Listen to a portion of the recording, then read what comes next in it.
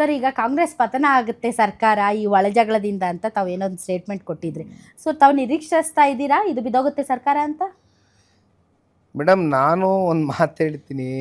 ಸರ್ಕಾರ ಕೊನೆಯ ದಿನದವರೆಗೂ, ಕೊನೆಯ ಸೆಕೆಂಡ್ವರೆಗೂ ಫೈಲಿಗೆ ಸೈನ್ ಹಾಕಿ ಅಲ್ಲಿ ಬರ್ತಕ್ಕಂಥ ಆದಾಯ ಏನಿದೆ, ಭ್ರಷ್ಟಾಚಾರದ ಹಣ ಏನಿದೆ, ಅದನ್ನು ತಗೊಂಡು ಜೇಬ್ಗೆ ಹಾಕೊಂಡು ಹೋಗ್ತಕ್ಕಂಥದ್ದು ಈ ಸರ್ಕಾರ ಮಾಡುತ್ತೆ ಹೊರತುಪಡಿಸಿ ಬಹುಶಃ ಕುರ್ಚಿ ಗದ್ದಲ ಅಂತಕ್ಕಂಥದ್ದು ಇದೇನು ಹೊಸದೇನಲ್ಲ. ಇವತ್ತು ಕರ್ನಾಟಕ ರಾಜ್ಯದ ಜನತೆಗೆ ಕಳೆದ 3 ವರ್ಷದಿಂದನೂ, ಅದರಲ್ಲೂ 1 ವರ್ಷದಿಂದ ಭಾಳ ತಾರಕಕ್ಕೆ ಏರ್ಬಿಟ್ಟಿದೆ.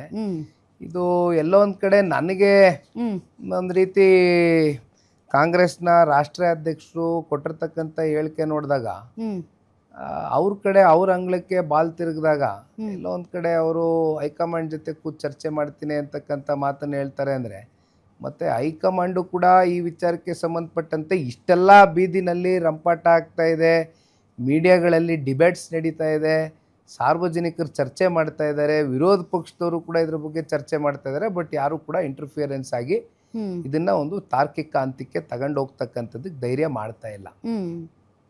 It is very clear. ನನ್ನ ಅಭಿಪ್ರಾಯದಲ್ಲಿ ಇದು ಈಗ ನಡ್ಕೊಂಡು ಹೋಗ್ತದೆ. ಆದರೆ ಸರ್ಕಾರ ಏನು ಕೊನೆ ಕ್ಷಣದವರೆಗೂ ಕೂಡ ಆ ಭ್ರಷ್ಟಾಚಾರದ ದುಡ್ಡು ಅವ್ರ ಜೇಬಿಗೆ ಸೇರೋವರೆಗೂ ಕೂಡ ಸರ್ಕಾರ ನಡೆಸ್ತಾರೆ. ಆಲ್ ರೈಟ್ ಸರ್, ಈಗ ನೀವು ನಿಮ್ಮ ರೋಲ್ ಮಾಡಲ್ ಯಾರು ಸರ್? ದೇವೇಗೌಡರ, ಕುಮಾರಸ್ವಾಮಿ ಅವರು? ಯಾರ ಸ್ಟೈಲ್ ಆಫ್ ಪಾಲಿಟಿಕ್ಸ್ನ ನೀವು ಅಡಾಪ್ಟ್ ಮಾಡ್ಕೊಳ್ಳೋಕೆ ಇಷ್ಟಪಡ್ತೀರಿ? ಈಗ ಸನ್ಮಾನ್ಯ ದೇವೇಗೌಡರು ಸಾಹೇಬರು ಅಂತ ಇದ್ದಂಗೆ ನಮಗೆ ಒಂದು ಪದ ನಮ್ಮ ಮುಂದೆ ಕಣ್ಣೆದುರುಗಡೆ ಬರ್ತಕ್ಕಂಥದ್ದು ಹೋರಾಟ. ಹೋರಾಟದ ಕಿಚ್ಚು ಇವತ್ತಿಗೂ ಕೂಡ 93 ವಯಸ್ಸಿನ ದೇವೇಗೌಡರು ಸಾಹೇಬರು ಕಮ್ಮಿ ಆಗಿಲ್ಲ. ಅದ್ರ ಮಧ್ಯೆ ನಾನು ಸ್ವಲ್ಪ ಈ ರಿಸರ್ಚ್ ಬಗ್ಗೆ ನಿಮ್ಗೆ ಹೇಳಿದೆ.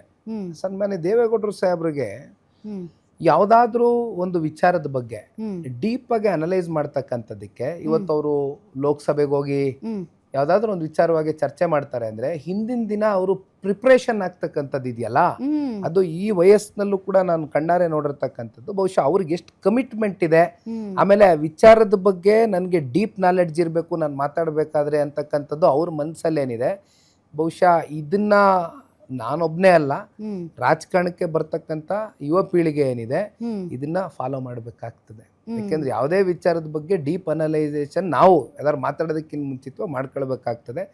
ಇನ್ನು ಕುಮಾರಣ್ಣ ಅವ್ರ ಬಗ್ಗೆ ಮಾತಾಡೋದಾದರೆ ನಿಮಗೆ ಗೊತ್ತಿದೆ, ತಾಯಿ ಹೃದಯ, ಜೊತೆಯಲ್ಲಿ ಅಧಿಕಾರ ಇರಲಿ ಇಲ್ಲದೆ ಹೋಗಲಿ ಎಲ್ಲರನ್ನೂ ಪ್ರೀತಿಸ್ತಕ್ಕಂಥವ್ರು. ಇವರಿಬ್ಬರ ಒಂದು ಆದರ್ಶ ನನ್ನ ಜೀವನದಲ್ಲಿ ಅಳವಡಿಸ್ಕೊಂಡು ಹೋಗ್ತೀನಿ ಮೇಡಮ್. ಮುಂದಿನ 10 ವರ್ಷಗಳಲ್ಲಿ ನಿಖಿಲ್ ಕುಮಾರಸ್ವಾಮಿ ಅವರು ಎಲ್ಲಿರ್ತಾರೆ? ಅವ್ರ ಕನಸೇನು? ಮುಂದೆ ಅವರು ಯಾವ ಕನಸನ್ನು ಕಾಣ್ತಾ ಇದ್ದಾರೆ? ಮೇಡಮ್, ಇದು ನಿಖಿಲ್ ಕುಮಾರಸ್ವಾಮಿಯ ಒಬ್ಬ ವ್ಯಕ್ತಿಯ ಪ್ರಶ್ನೆ ಅಲ್ಲ.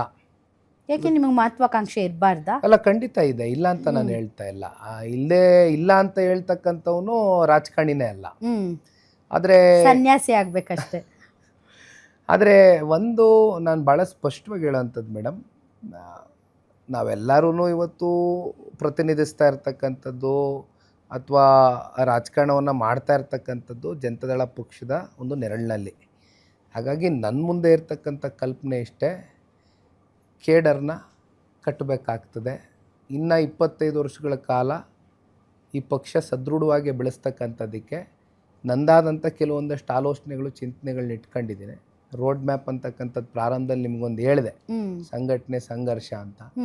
ಸಂಘಟನೆ ಅಂತಕ್ಕಂಥದ್ದು ಒಂದು ನನ್ನ ತಲೆನಲ್ಲೇನು, ಒಬ್ಬ ಕಾರ್ಯಕರ್ತನಿಗೆ ಸಬಲರಾಗಿ ಮಾಡಬೇಕು, ಅವ್ರನ್ನ ಸಬಲೀಕರಣರಾಗಿ ಮಾಡಬೇಕು ಅಂತಕ್ಕಂಥದ್ದು ನನ್ನ ತಲೆಯಲ್ಲಿ. ಯಾಕೆಂದ್ರೆ ಕಾರ್ಯಕರ್ತ ಅಂತಕ್ಕಂಥವನು ಕೇವಲ ಪಕ್ಷದ ಜೆಂಡಾ ಹಿಡಿಯೋಕ್ಕೆ ಮಾತ್ರ ಸೀಮಿತ ಆಗಬಾರ್ದು. ಬದಲಾಗಿ ಅವನು ಜನರ ಧ್ವನಿಯಾಗಿ ಕೆಲಸ ಮಾಡ್ತಕ್ಕಂಥದ್ದಕ್ಕೆ ಅವನಿಗೆ ಶಕ್ತಿ ತುಂಬಿಸ್ಬೇಕು ನಾವು. ಅದೇ ಸ್ಥಳೀಯ ಚುನಾವಣೆಗಳಲ್ಲಿ ಶಕ್ತಿ ತುಂಬಿಸ್ತಕ್ಕಂಥದ್ದಕ್ಕೆ ಇರ್ತಕ್ಕಂಥ ಅವಕಾಶ.